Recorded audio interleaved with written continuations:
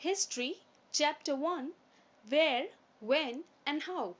In this chapter, let us learn about the timeline, glimpses of the past, impact of the geographical features on Indian history, major historical developments during the medieval period, and sources of medieval history.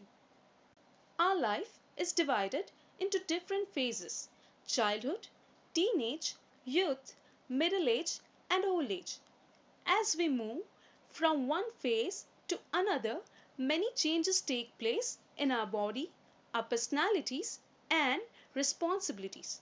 Our height increases, we join college after school, we start doing some job, etc. So when some major changes take place in a society, means कोई बड़ा change होता है society में जो किसी एक या दो इंसानों के लिए नहीं है, कोई ऐसा change which will affect many people. From that change a new phase begins. उस चेंज से हिस्ट्री के एक नए फेज की शुरुआत होती है. So historians have divided history of India into three phases. Historians ने इंडियन हिस्ट्री में जितने भी मेजर चेंजेस हुए हैं उन चेंजेस के हिसाब से इंडिया की हिस्ट्री को थ्री फेजेस में डिवाइड किया है: ancient history, medieval history, and modern history. In this class, we'll explore the medieval history of India. The medieval period extends from 8th century up to the 18th century. Historians divided medieval period into two phases: early medieval period from 700 to 1200 CE and late medieval period from 1200 to 1700 CE. So as shown in the timeline, King Harshvardhan died in 647 CE. After the death of King Harshvardhan, his empire was divided into many kingdoms. For example, India is divided into states. So, after the death of Emperor Harshvardhan, his empire was disintegrated, means his empire was divided into different independent kingdoms. Independent kingdoms means it was not under the control of any emperor. So, after the death of Emperor Harshvardhan, his large empire was divided into many small kingdoms. These small kingdoms started fighting among themselves. ये kingdoms आपस में fight करने लगे because they wanted to extend their territory. वो अपना kingdom, अपना राज्य बढ़ाना चाहते थे. So they kept fighting and there was no unity. उनमें आपस में एकता नहीं थी. So as they didn't have each other's support, they became weak, and this was the time when some powerful kingdoms took advantage of the situation and attacked the kingdoms of King Harshvardhan's empire, and thus the ancient period of Indian history ended with the death of King Harshvardhan.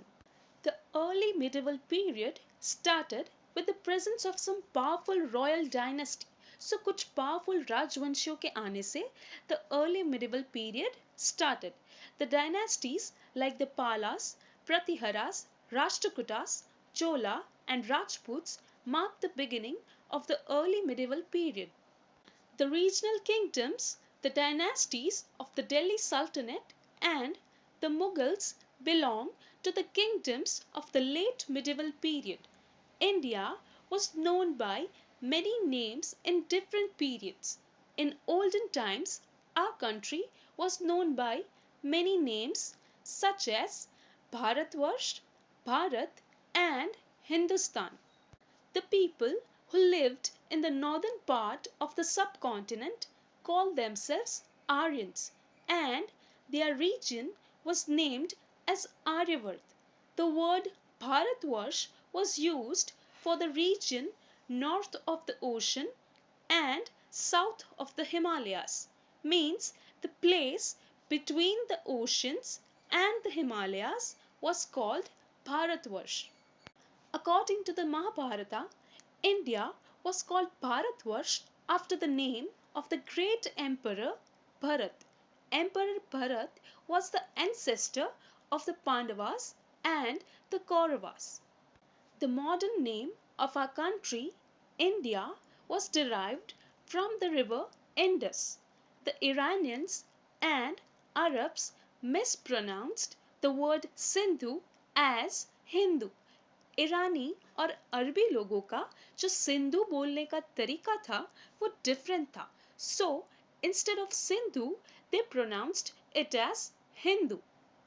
The Greek evolved the name from Hindus to Indus. The ancient Greeks called the Indians as Indoi, means the people of Indus, and thus our country got the name India.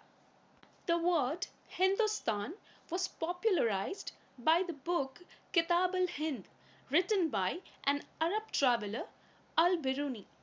Hindu, the people of river Sindhu, and Stan, which means land or place in Persian.